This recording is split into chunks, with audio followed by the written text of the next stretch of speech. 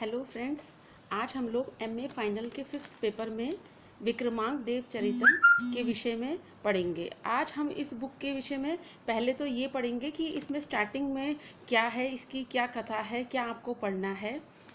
यह बिल्हण की रचना है।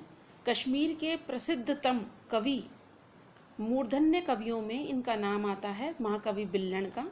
यह संस्कृत जगत के बहुत ही आदरणीय और सम्मानित गौरवशाली कवि हैं। इनकी रचनाएं कौन कौन सी हैं? इनकी रचनाएं की जब हम बात करते हैं कि इनकी रचनाएं, तो जो हमारे कोर्स में है एमए फाइनल के 5th पेपर में, वो तो विक्रमांक देव चरितम है। विक्रमांक देव चरितम 18 सर्गों का महाकाव्य है। ऐतिहासिक महाकाव्यों की श्रृंखला में विक्रमांक देव चरितम का अद्वितीय स्थान है। विक्रमांक देव चरितम में से आपके कोर्स में केवल प्रथम सर्ग ही लगा हुआ है आपको, जिसमें वंशावलियों का वर्णन है कि इस चालुक्य वंशीय राजाओं के वंश में कौन कौन से राजा उत्पन्न हुए, उनका किस किस प्रकार से उनका क्रम है और उनकी क्या शौर्य गाथाएं हैं, कितने वो पराक्रमशाली थे, कितने वो तेजस्वी थे। ये आपको इस में पढ़ना है प्रथम अंक में। तो महाकवि बिल्हण की सबसे ज़्यादा जो ख्याति मिली है महाकवि बिल्हण को, वो विक्रमांक देव चरितम की वजह से ही उनको प्राप्त हुई है। विक्रमांक देव के औदात्यपूर्ण चरित्र को इसमें बहुत विशद रूप से वर्णित किया गया है और इसके प्रथम सर्ग में महाकवि बिल्हण ने अपने देश, वंश, चालुक्य वंशीय राजाओं के दरबार में पहुंचने का बहुत ही सुंदर चित्रण किया है। इसके अतिरिक्त इनकी और जो कृति मानी गई है वो है शिव स्तुति। भगवान शंकर के स्तवन के रूप में यह एक स्तोत्र काव्य है, तो मानो उनकी स्तुति की गई है भगवान शिव की। यह महाकवि बिल्हण की सर्वप्रथम रचना मानी जाती है। उसके बाद यदि दूसरी इनकी रचना के बारे में हम देखते हैं तो कर्ण सुंदरी, यह महाकवि बिल्हण द्वारा रचित एक नाटिका है। इस नाटिका में गुजरात के शासक कर्णदेव के कल्पित प्रेम की कथा एक विद्याधर कन्या के साथ जोड़ी गई है। ऐसा अनुमान लगाया जाता है कि महाकवि बिल्हण ने दक्षिण के अमात्य राजा के दरबार में स्थान प्राप्त करके ही उक्त जो ये रचना है, कौन सी, कर्ण सुंदरी, इस नाटिका की रचना की, इसका सृजन किया। इसकी जो काव्य कला है नाटिका की, वो बहुत ही ज़्यादा मन को आकर्षित करती है। इसलिए यह इनकी नाटिका कालिदास की नाट्य कला के समक्ष दिखाई देती है। जो इसमें वर्णन है, ऐसा लगता है मानो कालिदास के द्वारा किया हुआ वर्णन है। कालिदास एक बहुत संस्कृत के सिद्धहस्त कवि हैं, तो उनके जैसा वर्णन, इसलिए ये कर्ण सुंदरी कथा, ये जो एक नाटिका है, इसमें जो कथा है जो ली गई है, एक उसमें प्रेम प्रसंग है जिसको जोड़ा गया है। वो कहते हैं ये दक्षिण में जब आ गए थे, उन राजा के दरबार में रहकर ही इसकी रचना उन्होंने की। उसके बाद आता है चौर पंचाशिका। पंचाशिका जैसे नाम से ही लग रहा है कि संख्या की बात है, तो 50 इसमें पद्य हैं। 50 पद्यों की यह कृति है, जैसे नामकरण से ही ज्ञात हो रहा है, चौर।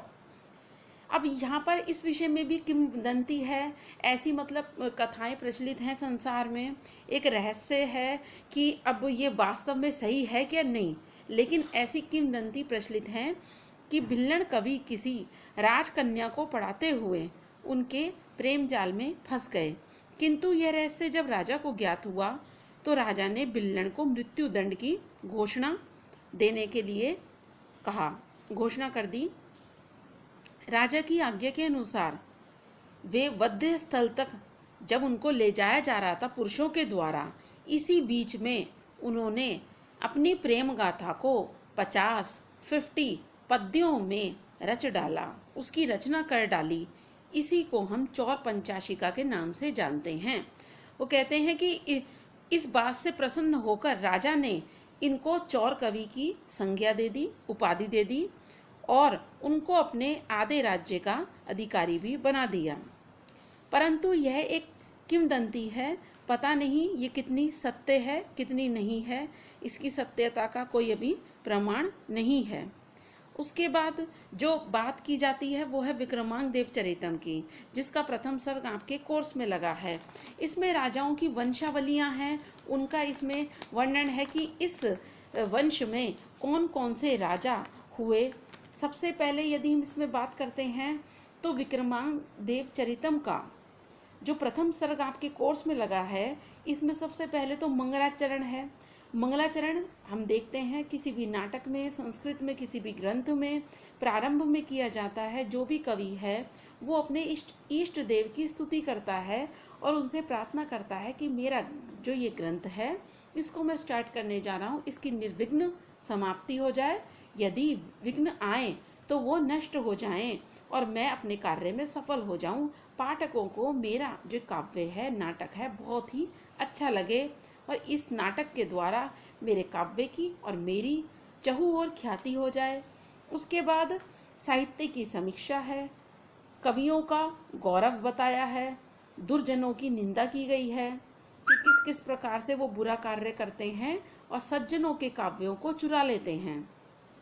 फिर उसके उपरांत जो चालुक्य कुल है, जो वंश है, उसकी उत्पत्ति इसमें वर्णित है। वो जो वंश है चालुक्य वंश, इसकी मूल उत्पत्ति ब्रह्मा के चुल्लू से हुई है। कहते हैं कि इसमें एक दिव्य वीर पुरुष जो इंद्र के द्वारा पृथ्वी के पाप को हटाने के लिए ब्रह्मा की स्तुति के फल स्वरूप ब्रह्मा जी जब स्तुति कर रहे थे, उनके चुल्लू से हारीत नामक एक आदि पुरुष का आविर्भाव हुआ, जिसे हम चालुक्य वंश के प्रथम राजा के रूप में स्वीकार करते हैं। अब इसी वंश में और कौन कौन से राजा हुए, सबसे पहले तो इन्होंने बताया हारीत।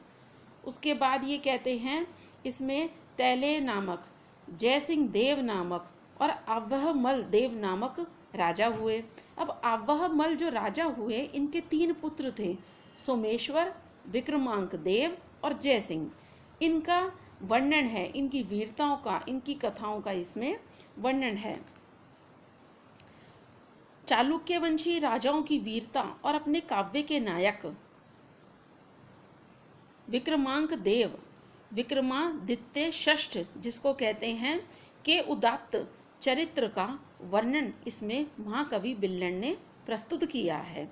यह वीर रस प्रधान एक रचना है, जिसमें वीरता, ओजरस की बात जगह जगह हमको दिखाई देती है। तो अब हम इस अंक को पढ़ना शुरू करते हैं, जो आपके कोर्स में है प्रथम अंक। प्रथम सर्ग इसका लगा हुआ है, सबसे पहला सर्ग। तो जो पहला इसका सर्ग है, इसके विषय में आज हम स्टार्ट करते हैं। भुज प्रभादंड इव ऊर्ध्वगामी स पातु वह कंस रिपो, रिपु बोलते शत्रु को, कृपाणः या पांचजन्य प्रतिबिंब भंगया धारा अंबसः फेनम इव वैनक्ति। यह पांचजन्यम प्रति, जो पांचजन्य प्रति पांचजन्य एक शंख है, उस शंख विशेष उसका नाम है। तो कहते हैं उस पर बिंब भंगया, परछाई की भंगिमा से, धारा अंबसः नदी की धारा के जल के, फेनम वैनक्ति इव, फेन बोलते हैं झाग को, झाग के समान, मानो ऐसा लग रहा है कि वो उस धारा, बहुत जोर से पानी है तो उसमें वो झाग उत्पन्न हो गया है, फेन के समान, बिल्कुल ध्वल, बिल्कुल स्वच्छ, ऐसे उस फेन को प्रकट करता हुआ स ऊर्ध्वगामी, वह ऊर्ध्व गति वाला, ऊपर की ओर जाने वाला, भुज प्रभादंड इव, भुजाओं के यश की कांति, यश कैसा है, बिल्कुल स्वच्छ, बिल्कुल साफ एकदम, तो यश की कांति, दंड के सदृश, कंस रिपो, कंस के रिपो, शत्रु अर्थात भगवान विष्णु की या भगवान श्री कृष्ण की, कृपाणः ऐसी ऐसी तलवार वो आप सब लोगों की रक्षा करे। मंगल कामना की गई है। मंगल कामना करते हैं महाकवि बिल्लन कि सभी पाठक गण का कल्याण हो। ऐसी वो भगवान श्री कृष्ण की अथवा भगवान विष्णु की वो तलवार आप सब पाठक गण की रक्षा करे, आप सब लोगों का कल्याण करे, आपकी सभी मनोकामनाएं पूरी हों।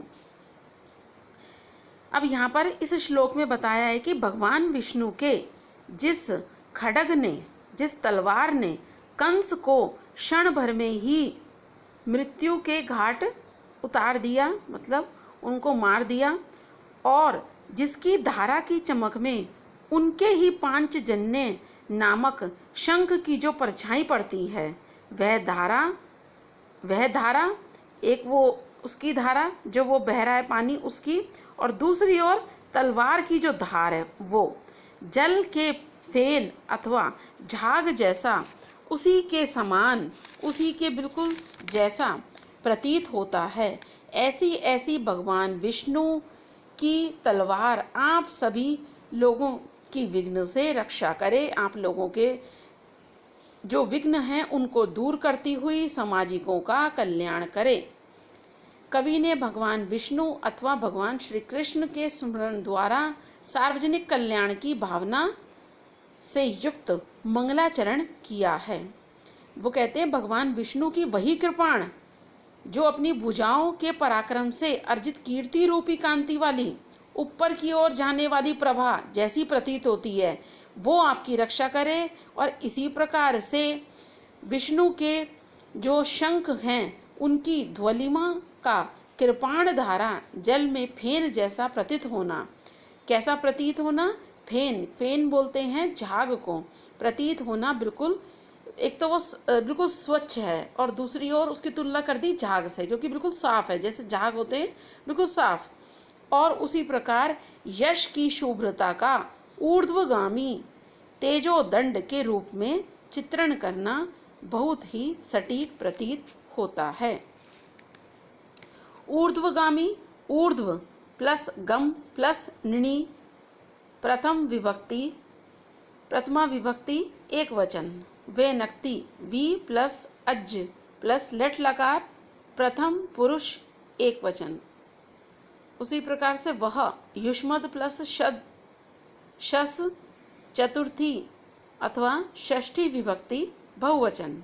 अब इसमें हम देखते हैं, जब हम छंद की बात करते हैं तो इसमें पूर्वार्ध में पहले तो उपेंद्र वज्रा और उसके बाद इसमें उत्तरार्ध में इंद्र वज्रा होने से संपूर्ण इस पद में उपजाति नामक छंद है। और इसमें उत्प्रेक्षा अलंकार है, क्योंकि इसमें इव फेन आदि की संभावना को बताया, इसलिए उत्प्रेक्षा अलंकार है। कृपाण की शुभ्र धारा, सफेद धारा या चमक को विष्णु के पांचजन्य शंख के प्रतिबिंब के धारा से उत्पन्न होने वाले फेन अर्थात झाग के रूप में बताया है, इसलिए यहाँ पर अपहनुति अलंकार भी है। ऐसी ऐसी ये खड्ग आप सब लोगों का संरक्षण करे, आप सब लोगों का कल्याण करे। वीर रस को बताया है तलवार के माध्यम से। अब अगले श्लोक को हम अगली कक्षा में अध्ययन करेंगे।